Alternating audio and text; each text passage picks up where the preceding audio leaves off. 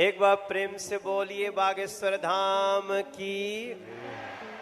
दोस्तों, बागेश्वर धाम सरकार जी इन दिनों कुछ ज्यादा ही चर्चाओं में है और YouTube, फेसबुक समेत कई सोशल मीडिया प्लेटफॉर्म्स पर ये छाए हुए हैं क्योंकि इनके अंदर जो खासियत है वो किसी चमत्कार से कम नहीं है। कई लोग तो इन्हें साक्षात भगवान मान रहे हैं क्योंकि ये लोगों के झूठ का पर्दाफाश करने से लेकर भूतों को भगाने तक ये सभी काम चुटकियों में कर देते हैं। और अब तो मनोज तिवारी से लेकर अमिताभ बच्चन और यहाँ तक कि मोदी जी भी इनके फैन है। कहा तो यहाँ तक जाता है कि बागेश्वर सरकार का एक अदृश्य सेनापति है जो भूतों को भगाने में इनकी मदद करता है। तो क्या है बागेश्वर सरकार की असल सच्चाई, आइए जानते हैं इस वीडियो में।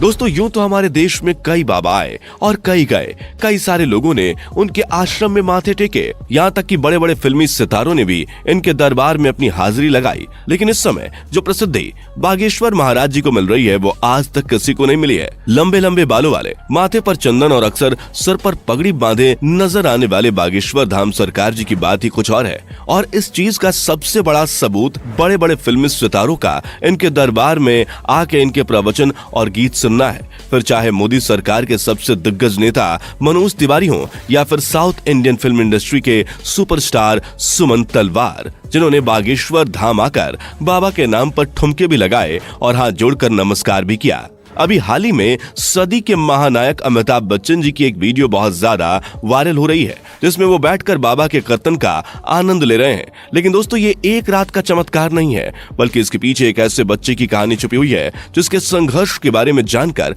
आपके भी होश उड़ जाएंगे। हजारों की संख्या में लोग अपनी मनोकामनाओं को पूरा करवाने और अपनी तकलीफों को दूर भगाने के लिए बागेश्वर धाम दर्शन के लिए पहुंच जाते हैं और ये सब कुछ मुमकिन हो पाया है बागेश्वर धाम जी के चमत्कारों की वजह से।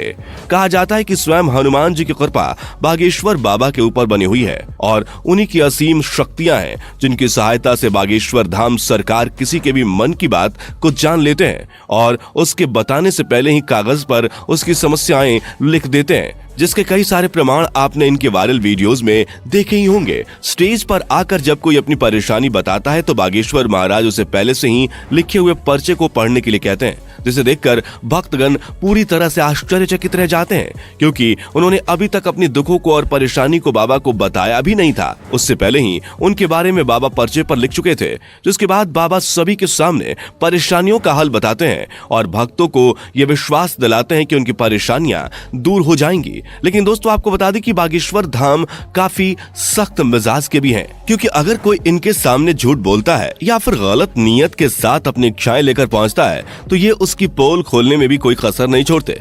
लेकिन ज्यादातर इनके पास परेशान लोग ही आते हैं। इनमें से कुछ लोग वो होते हैं जिनके ऊपर किसी भूत प्रेत का साया होता है, लेकिन बाबा के सामने आते ही वो भूत प्रेत का साया भी चुटकियों में भाग जाता है क्योंकि इनके ऊपर हनुमान जी की असीम कृपा है। वो कहते हैं ना कि भूत पिचास निकट नहीं आवे, महावीर जब नाम सुनावे। दोस्तों, हनुमान जी के परम भक्त बागेश्वर सरकार जी का असली नाम पंडित धीरेन्द्र कृष्ण शास्त्री है, लेकिन लोग इन्हें बागेश्वर धाम महाराज और बागेश्वर सरकार के नाम से जानते हैं। पंडित धीरेन्द्र कृष्ण शास्त्री जी का जन्म 4 जुलाई 1996 को मध्य प्रदेश के छतरपुर जिले के छोटे से गांव गढ़ा में हुआ था। ये एक बहुत ही गरीब पंडित परिवार से ताल्लुक रखते हैं। बागेश्वर सरकार ने अपने एक इंटरव्यू के दौरान बताया था कि जब वो मात्र 9 साल के थे तब उनका मन बालाजी महाराज की सेवा में लग गया था। इन्हें हनुमान जी की भक्ति और उनके प्रेम के सिवा कुछ भी नजर नहीं आता था। बागेश्वर महाराज जी का कहना है कि हनुमान जी की भक्ति और उनकी कड़ी साधना का ही परिणाम है कि उन्हें ऐसी सिद्धियां प्राप्त हुई हैं जिनकी वजह से वो लोगों की सहायता कर पाते हैं। असल में इन्होंने अपनी शुरुआती शिक्षा अपने दादाजी के साथ रहकर प्राप्त की थी। कहा जाता है कि इनके दादाजी भी अपने समय के बहुत बड़े विद्वान शास्त्री हुआ करते थे और उन्हें भी दिव्य शक्तियां प्राप्त थीं। इनके दादाजी भी दिव्य दरबार लगाकर लोगों की समस्याओं का हल करते थे। तभी से इन्होंने अपने दादाजी को अपना गुरु मान लिया और उनसे ही सारी चीजें सीखने लगे। दादाजी के साथ रहकर इन्होंने रामायण, महाभारत और गीता जैसे धार्मिक ग्रंथों का अध्ययन किया। लेकिन अगर इनकी प्रारंभिक शिक्षा की बात की जाए तो बागेश्वर सरकार ने अपने गांव से ही 8वीं तक पढ़ाई की और फिर उसके बाद अपनी आगे की पढ़ाई पूरी करने के लिए वो गांव से करीब 6 किलोमीटर दूर जाया करते थे, क्योंकि गांव में हाई स्कूल नहीं था। इसी तरह इन्होंने 12वीं की परीक्षा दी और 12वीं पास करने के बाद इन्होंने बैचलर ऑफ आर्ट्स में अपना ग्रेजुएशन भी पूरा किया। यानी कि हनुमान जी की असीम कृपा के साथ साथ बागेश्वर सरकार के पास डिग्रियां भी हैं। बता दें कि अपने ग्रेजुएशन के दिनों से ही धीरेन्द्र कृष्ण अपने दादाजी की तरह बालाजी महाराज की सेवा करने लग गए थे। इनके घर के पास बालाजी यानी कि हनुमान जी का एक प्राचीन मंदिर भी है, जहां पहले इनके दादाजी दरबार लगाया करते थे, लेकिन उनकी मृत्यु के बाद दरबार कई सालों तक खाली रहने लगा। लेकिन धीरेन्द्र कृष्ण शास्त्री ने हनुमान जी की सेवा करनी नहीं छोड़ी और वो लगातार बालाजी के नाम का ध्यान करने लगे। लंबे समय तक ध्यान में लीन रहने के बाद इनके ऊपर बालाजी और उनके स्वर्गीय दादाजी ने अपनी कृपा दिखाई और अचानक से ही उन्हें असीम शक्तियों का एहसास होने लगा। उन्हें महसूस हो रहा था कि वो लोगों के मन की बातों को समझ सकते हैं, वे क्या चाहते हैं, उनके दिमाग में क्या चल रहा है। ये सारी बातें वे बिना कुछ कहे ही समझ जाते थे और उनका निवारण भी बताते थे। अपनी इन शक्तियों का इस्तेमाल करके इन्होंने लोगों के कष्टों को दूर करना शुरू कर दिया।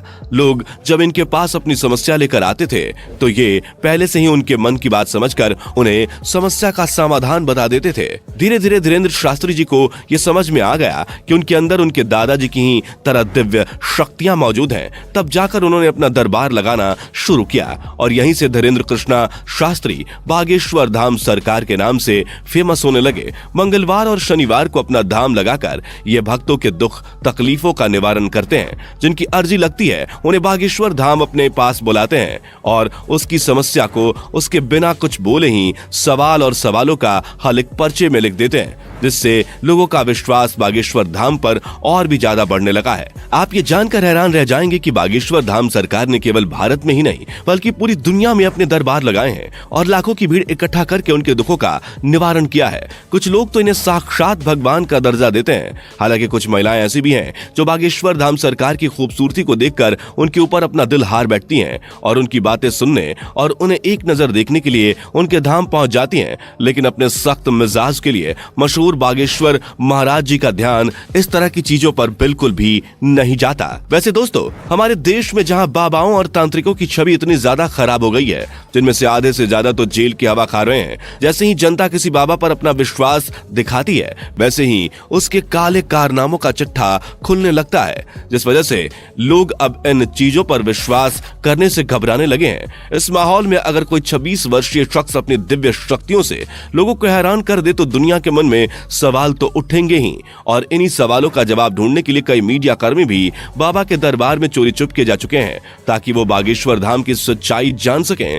लेकिन इतने सारे स्टिंग ऑपरेशंस के बाद भी कोई जान नहीं पाया कि आखिर कैसे बागेश्वर महाराज लोगों के मन की बात जान लेते हैं, क्योंकि कई सारे जो नए लोग दरबार में आए होते हैं उनकी अर्जी लग जाती है और जब वो बाबा के सामने जाते हैं तो उनके मन की सारी बातें बाबा पहले से ही लिख चुके होते हैं। इस तरह की चीजें देखकर मीडिया कर्मियों के भी होश उड़ गए और वो लगातार बागेश्वर महाराज को लेकर जांच पड़ताल कर रहे हैं, लेकिन अभी तक उन्हें कोई भी ऐसी चीज प्राप्त नहीं हुई है जिसे लेकर वो बागेश्वर धाम सरकार के ऊपर किसी तरह का सवाल उठा सके या उन पर कोई आरोप लगा सके। शायद इसीलिए बड़े बड़े नेता और अभिनेता बागेश्वर धाम पर विश्वास करने लगे हैं। वैसे दोस्तों, इनके बारे में एक बात बहुत ज्यादा प्रचलित है, वो ये कि इनका एक सेनापति भी है जो किसी को दिखाई नहीं देता। वो सेनापति बागेश्वर धाम सरकार की रहस्यमयी तरीके से मदद करता है। हालांकि ये बात कितनी सच्ची है और कितनी झूठी ये तो कोई नहीं जानता, लेकिन बागेश्वर महाराज के भक्तों का मानना है कि बाबा के पास कोई ना कोई रहस्यमयी शक्ति जरूर है जिसकी सहायता से वे भूतों प्रेतों को डरा कर भगा देते हैं। और भक्तों का यह कहना है कि जिस किसी का भी भूत बाबा ने भगाया है उसे आज तक कोई परेशानी नहीं हुई है। तभी तो इनके दरबार में लाखों लोग आते हैं, नहीं तो आज के समय में किसके पास इतनी फुर्सत है कि वो किसी बाबा के दरबार में जाकर उसके प्रवचन सुने। तो दोस्तों, आज के लिए सिर्फ इतना ही। जाने से पहले वीडियो को लाइक शेयर जरूर करें और ऐसी और वीडियोस के लिए चैनल को सब्सक्राइब करके बेल नोटिफिकेशन को भी जरूर ऑन कर लें। धन्यवाद।